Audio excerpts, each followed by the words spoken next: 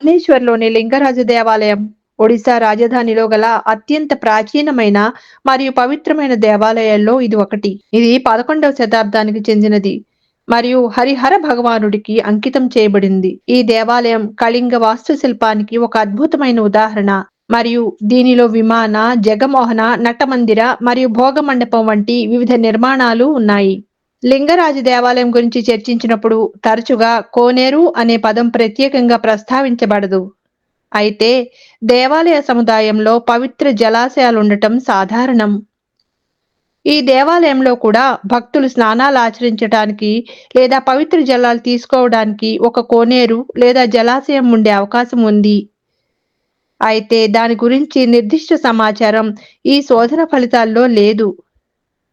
సాధారణంగా హిందూ దేవాలయాల్లో కోనేరులు దేవాలయ నిర్మాణంలో భాగంగా ఉంటాయి. ఇవి పవిత్రత మరియు ఆచారాలకు ముఖ్యమైనవి.